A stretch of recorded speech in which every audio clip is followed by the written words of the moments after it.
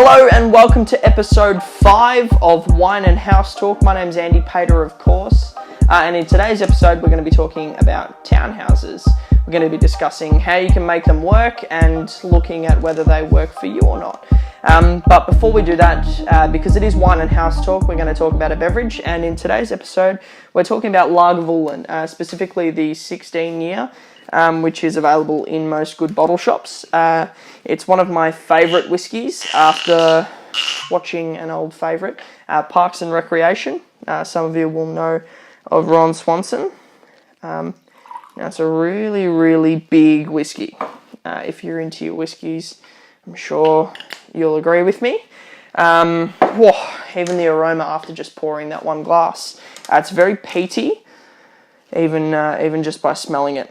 Now, I had to do Lagavulin after our first episode. It did come up with Andrew Vanderbeek, and he agrees with me. Very, very, very peaty whiskey, because it's an Islay, so it's found in the west of Scotland. That's where it comes from, and a lot of those whiskies are very peaty or smoky, and yeah, it smells quite big.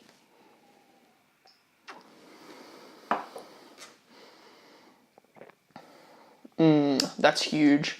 Now, I've heard it described as tasting like jet fuel before, but if you're into your whiskies, you'll know it's just really peaty and really big. So it's a single malt, and as I mentioned earlier, it's an Islay whiskey. Beautiful, and sort of retails for around $110 a bottle. Check it out. I probably wouldn't recommend it for a first whiskey. If you are new to whiskies, I'd probably recommend a Glenfiddich, $60 a bottle, really nice and smooth. But yeah, other than that, we're going to get into some townhouses. Now, I'm a big believer in townhouses. When I started out in the industry, that was the first thing I sold. I bought one, I'm about to settle one, and that's why I'm a big believer in them, I guess. Now, we're going to start off by talking about contract structures. So now there's two popular ways of selling a townhouse. Either a 1090 contract or a split part contract. We'll start with split part, but we're going to focus really heavily on 1090. Personally, I believe that's the way to go. It's what I've done and it's worked for me.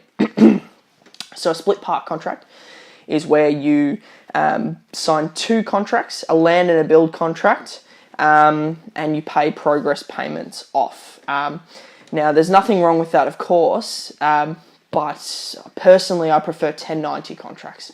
So when we're talking about a 1090 contract, that is a one-part contract. So you're signing the land and the house in the one book, and you're making an agreement with the developer that you are going to settle the land once the home is complete. So you pay 10% up front, and then the balance is on completion. Now, why that works is, in some cases, you may only have 10% saved, and what you can do is pop 10% down, and you don't have to organise your home loan until the end of the process. So in some cases, you can have 18 to 36 months construction time. I know it sounds ridiculous, but some projects just take that long.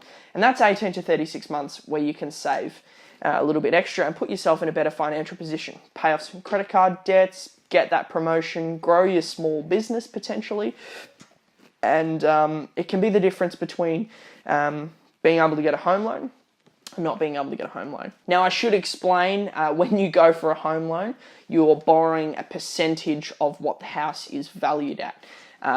Now, typically it's an 80% loan. That's what we all really talk about as being generally accepted, but in some cases you can go for a 90% loan.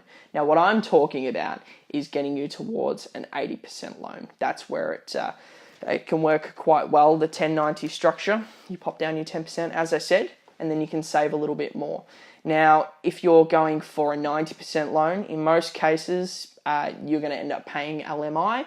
There are some cases where you don't have to. If you get a parent to go guarantor, or a friend, or an employer, if you're in that position where you're close enough to your boss that you can ask that question. But really, you want to be aiming for an 80% loan. When you sign a two-part contract, the financial situation that you're in at the front end is what the bank will assess you on, rather than when you're signing a contract on a one-part contract or a 1090 contract, they're going to assess you down the track. That's the difference. That's why a 1090 contract works for some people, gives them time to save. And if you do have credit card debt or a car loan, or you don't have that promotion, or you've got a new business, it might not be the right contract structure for you. That's why I would always recommend looking out for a 1090 contract. 1090s work for investors as well, because what it means is you can just park 10%, let's say a $500,000 property, you can park 10% in that investment and use it as a vehicle to create your cash. So you pop down 50 grand, let's imagine it takes 2 years, and let's say for theoretical purposes that the property grows by 10% a year. That's 50 grand in the first year, and then probably closer to 55 grand in the second year. Now that's $105,000, and all you've done at that point is trusted that the developer is going to provide you with a property, and you park 50 grand in a certain location. And then when you settle on your townhouse, it's worth $110,000 more, which is, or $105,000 more, should I say, which is pretty exciting. Now, it doesn't always go that way. Property is a risky game, of course, but that's with any investing, really. That's why there's money to be made in it, because it is risky. And then again, there are some years where it grows ridiculously. So we're obviously at the tail end of quite a frothy market. And I'm under the impression that in some places we saw 23% growth, which is nuts. I wish I bought a townhouse right at the front end of that. Unfortunately, I signed my townhouse at a point where the market had peaked, and it's come off since then. Even then, my valuation has stacked up. It's come back at exactly contract price. Now, that's a scary game to play as well. So the bank don't necessarily value something at what it is going to sell for. They typically undercut their vals. So I had a chat with an agent who recommended to me if he was going to list the property, he'd be looking more at the 410 mark. And I believe my contract value was 355-ish, and that's what the bank vals come back at. So you can see how there is a discrepancy in what the bank is valuing a property at compared with an agent. Now, I'd recommend that an agent might come in at the top end to get your business, and it might end up being a little bit lower than that. So let's say the agent said 410, 420. I'd be going in my mind, I'd be happy with 395.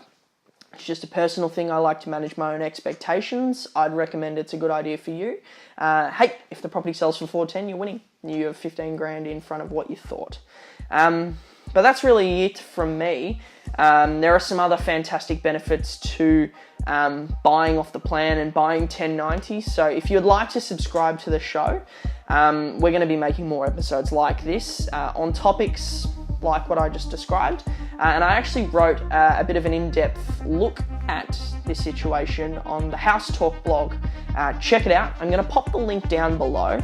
And I'd really recommend you jump into the forum if you have any questions on there and read some of the other articles. And if you haven't already, please subscribe to my YouTube channel. It's how I'm keeping you updated. Leave a comment down below, and that way I can improve the show. Thank you so much for watching, and I can't wait to see you next week.